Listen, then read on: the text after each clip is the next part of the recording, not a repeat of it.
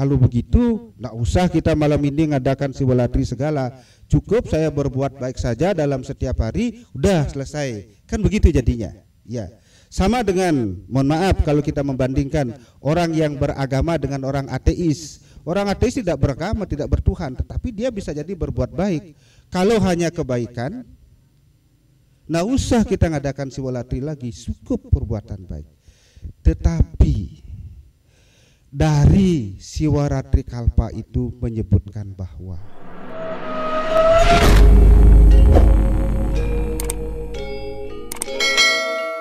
sebelumnya terima kasih saya ucapkan kepada Parisada Hindu Dharma Indonesia Kota Surabaya yang sudah memberikan waktunya kepada saya untuk bisa ngayah kembali lagi. Adik-adiknya juga boleh bergabung di sini juga karena siwalatri ini penebusan dosanya sangat luar biasa. Jadi adik-adik yang masih merasa dosa, mari kita sama-sama menghapus dosa biar kita nggak punya dosa lagi di malam ini.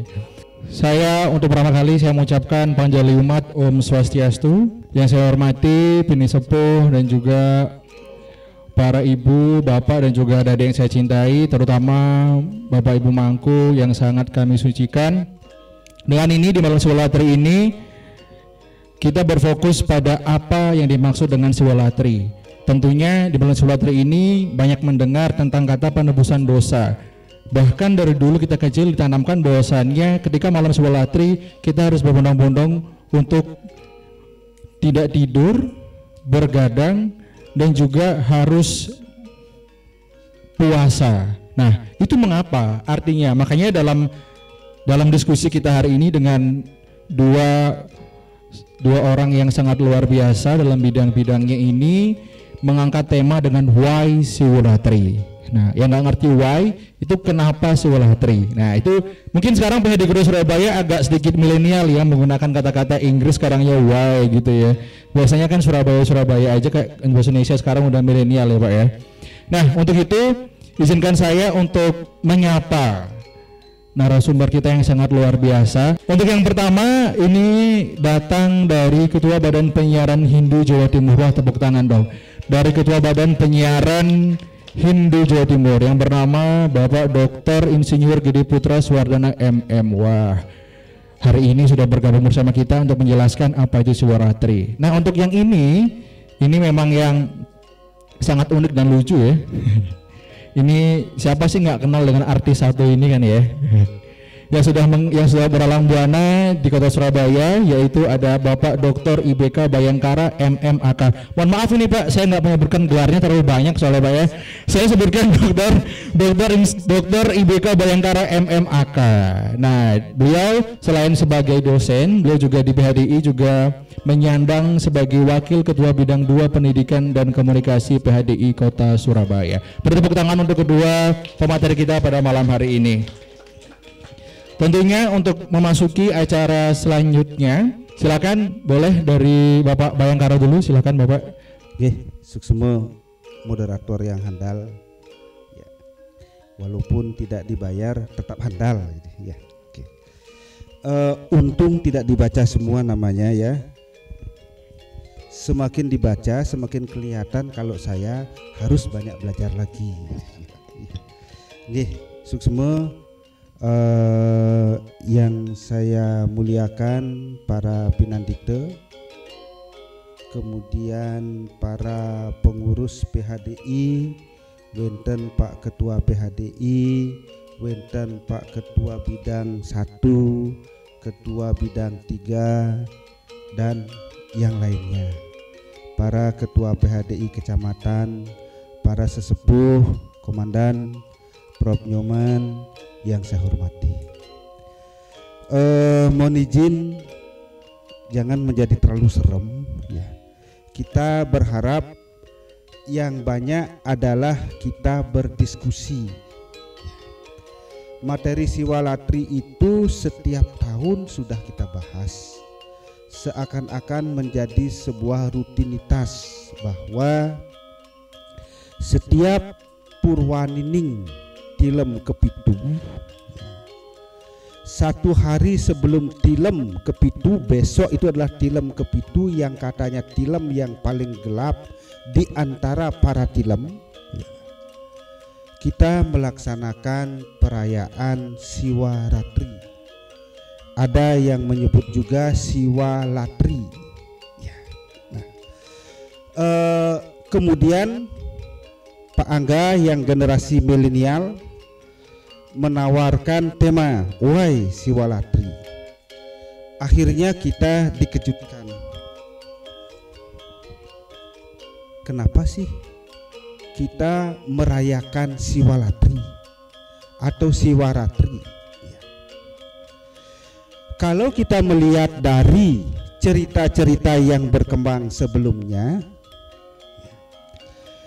para tetua kita di Bali mengajarkan kepada kita pada malam Siwaratri itu adalah malam penebusan dosa.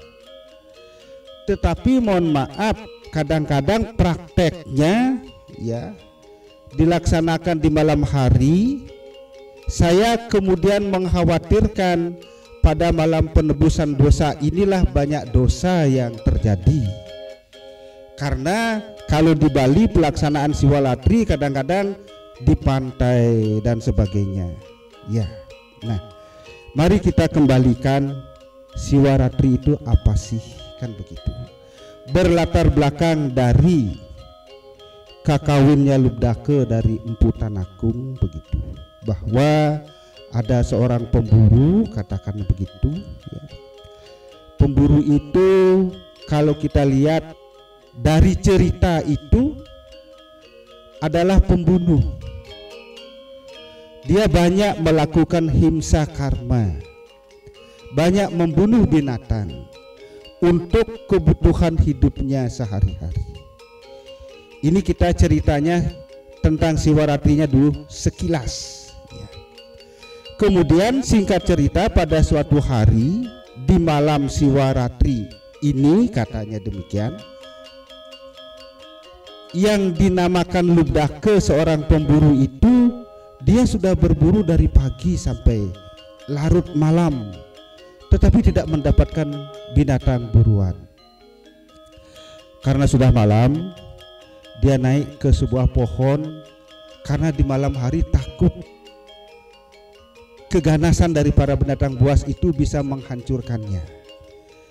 Tidurlah dia di sebuah pohon dan kebetulan pohon itu adalah pohon bila. Ya. Nah, supaya dia tidak ngantuk, ini ceritanya lagi ya, supaya tidak ngantuk, dipetiklah daun bila itu. Kebetulan lagi jumlahnya 108 dan bila itu dipetik satu persatu. Ternyata di bawah dari tempat dia untuk mengamankan diri itu ada sebuah lingga. Seperti kita ketahui, lingga adalah stananya Siwa. Nah, berangkat dari sana kemudian karena dia sudah melaksanakan secara tidak sengaja begadang pada malam di mana pada malam ini katanya demikian, Siwa sedang beryoga untuk membangun kesejahteraan di bumi, mensejahterakan alam beserta isinya. Nah, maka dari itulah kemudian Lubdaka mendapatkan anugerah bahwa dia telah melaksanakan yoga samadhi walaupun tidak sengaja dengan jagranya ya. Kemudian pada saat singkat cerita pada saat Lubdaka itu meninggal, katanya lagi ini karena saya belum pernah ketemu dengan Lubdaka, belum pernah ketemu dengan Betara Yamo juga belum pernah ketemu ya, termasuk dengan anak buahnya Dewa Siwa juga belum sempat ketemu begitu ya. Pada saat itu terjadi rebutan bahwa para rencangnya atau anak buahnya Betara Yamo merencanakan atau menginginkan Lubdaka itu dibawa ke neraka karena kehidupannya adalah membunuh, menghilangkan nyawa ya. Sedangkan karena Lubdaka pada malam itu melaksanakan malam Siwaratri secara tidak sengaja ya, secara tidak sengaja saja sudah banyak pahalanya begitu. apalagi secara sengaja, kan begitu ya. Maka para anak buahnya Dewa Siwa ingin mengantarkan rohnya Lubdaka itu ke Siwaloka. Nah, akhirnya dijelaskanlah kemudian oleh Dewa Siwa, ini loh maknanya Brata Siwalatri itu. Kalaupun dia telah berbuat banyak kejahatan, termasuk membunuh dan seterusnya, jika pada malam Siwalatri dia mampu melaksanakan Brata Siwalatri dengan baik, maka dia berhak mendapatkan tempat di Siwaloka. Itu ceritanya. Nah, sekarang mari kita lihat satu persatu. Tetapi sebelum ke sana, kita cerita dulu bahwa di dalam Siwalatri ada 3 brata utama. Yang pertama adalah Jagra, ya, tidak tidur. Kemudian yang kedua adalah Upawasa, tidak makan. Dan yang ketiga adalah Mona Brata, tidak berbicara. Nah, kebetulan kemudian PHDI pusat sempat membuat sebuah aturan atau standar tingkatan dari Brata Siwalatri. Kita mulai dari brata yang paling sederhana yang disebut Kanista. Kita sudah bisa mendapatkan Waranugraha itu melalui Jagra. Tetapi Jagranya 36 jam. Itu 100%. Tapi jika kita tidak bisa melaksanakan Jagranya 36 jam, yang penting niat kita tulus. Kalau kita hanya 12 jam, berarti kita dapat manfaatnya hanya dari 12 jam itu saja. Karena ajaran Hindu tidak ada yang mengajarkan tentang usaha yang batal. Sekecil apapun yang kita lakukan pasti ada manfaatnya. Dan manfaatnya itu disesuaikan dengan usaha yang telah dilaksanakan. Nah, maka kemudian ada brata yang lebih tinggi, yaitu ada brata yang di tingkatan madya, yaitu itu Jagra dan Upawasa selama juga 36 jam. Ya. Dan tingkatan brata yang utama adalah Jagra, Upawasa dan Mona Brata selama 36 jam. Bisa nggak kita tidak ngomong? Janganlah 36 jam, 24 jam saja dulu. Itu adalah sebuah pengendalian diri yang sangat-sangat membutuhkan pengorbanan. Apa yang dikorbankan? Kesenangan kita ngomong. Ya. Karena pada saat kita tidak ngomong itu atau Mona Brata itu, secara fisik kita tidak berkata-kata, tidak berucap, tidak berdiskusi dan sebagainya. Tetapi yang aktif berbicara adalah dialog antara diri kita dengan siapa yang ada dalam diri kita. Orang menyebutnya, kalau bahasa kerennya, dialog sang jiwa, begitu. Oke. Karena pada saat itulah kita bisa banyak bertanya, kita banyak bisa berkeluh kesah terhadap hal-hal satu. Apa yang sudah kita lakukan yang baik, kemudian apa perbuatan baik yang tidak bisa kita lakukan karena kita tidak mampu melakukan karena keterbatasan kita, dan apa perbuatan tidak baik yang secara tidak sadar kita lakukan.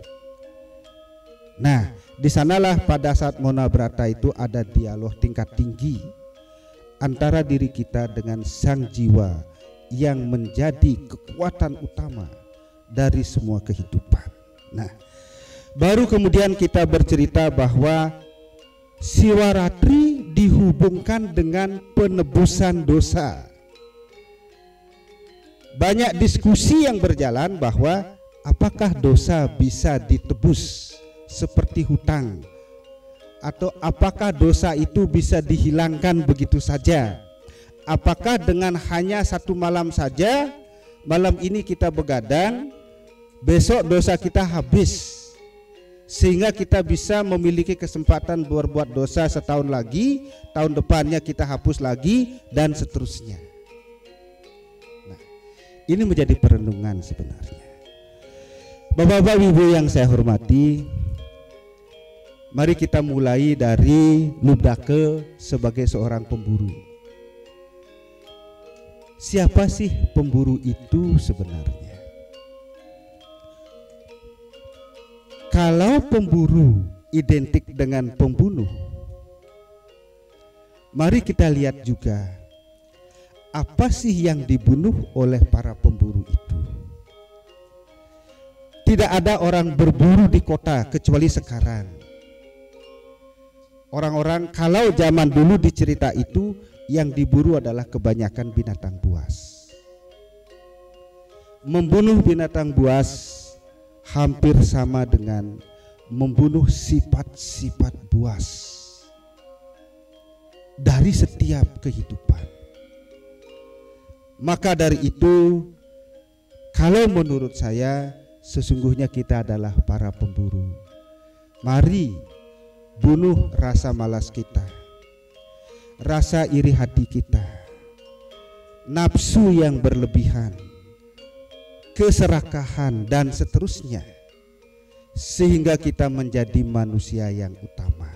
Sesungguhnya kalau saya memahami, anugerah siwa dianugerahkan kepada kita atas usaha-usaha kebaikan yang telah kita lakukan.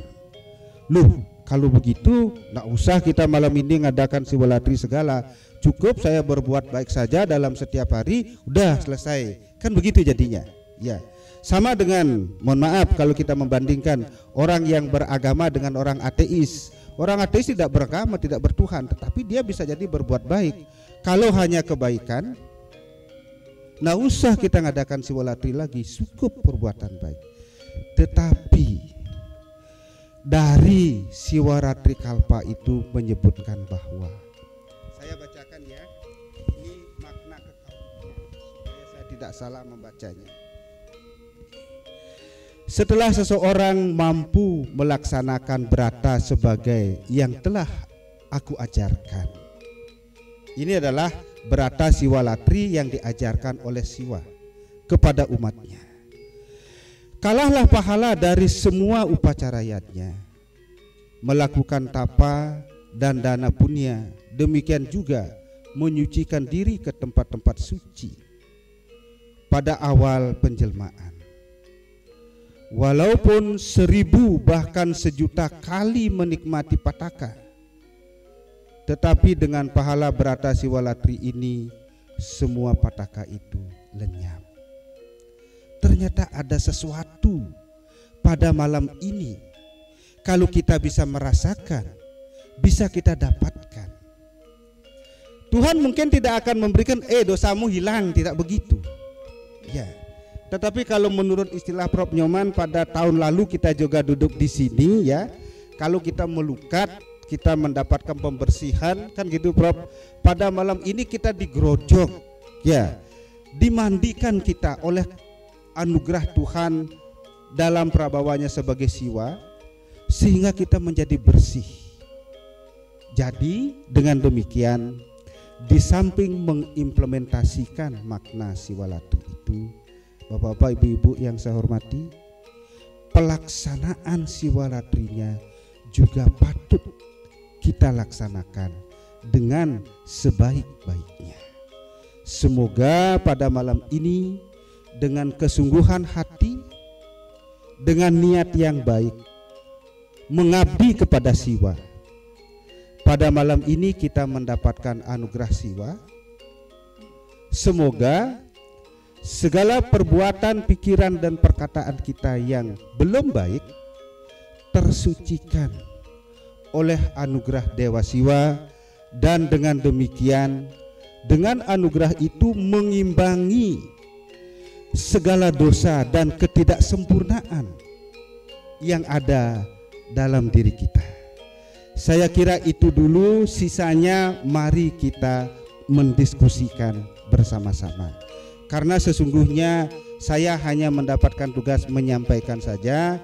Saya didukung oleh para komandan di sini, ada Prof Nyoman, ada Pak Wayan Wijane, ya, yang ahli-ahli di sini semuanya, ada Pak Prof Made London juga.